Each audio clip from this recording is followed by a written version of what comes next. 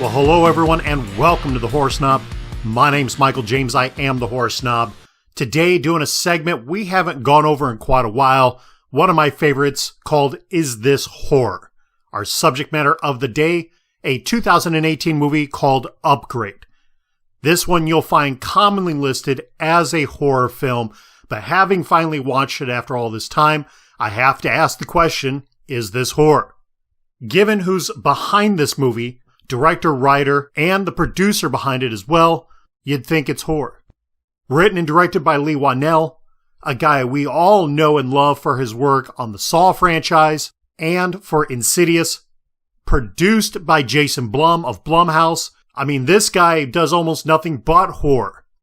Our main guy on screen, our lead actor in this, Logan Marshall Green, a dude who we know most recognizably for his work in Devil.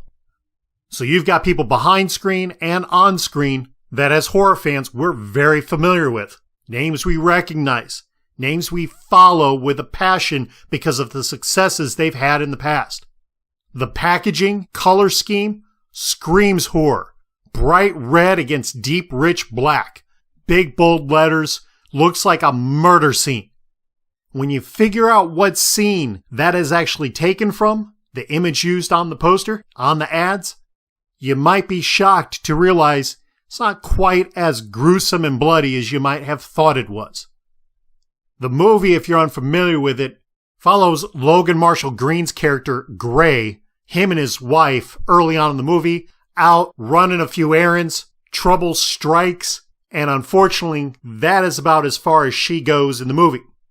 He is paralyzed, in a hospital, hating life, missing the wife, when an opportunity is proposed to him to retake a little bit of what he lost.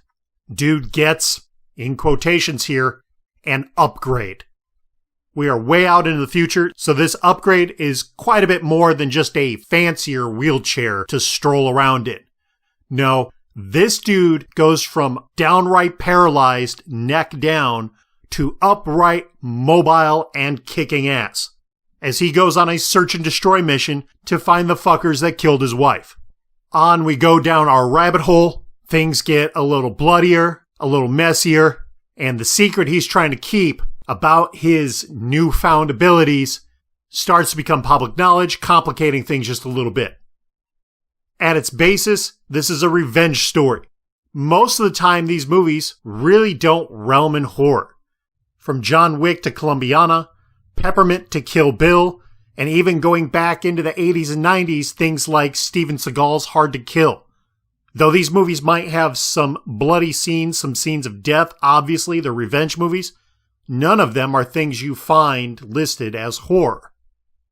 You add in the futuristic, the sci-fi elements of this, the upgrade that he gets, the abilities that he has because of that, you still don't have horror. What you have is really good action, drama, sci-fi. Still not horror.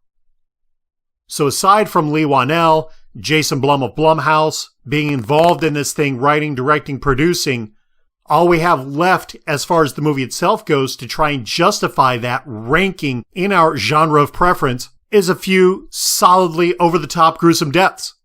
And though there are some great scenes in this, some really engaging, really interesting, almost Matrix-like battle scenes in this, there's really not that many of them, and they are not altogether gory.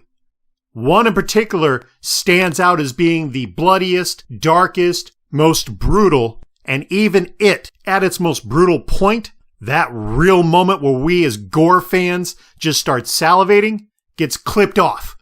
I mean, you see it and then it's done. It's not really over the top or highlighted in great detail.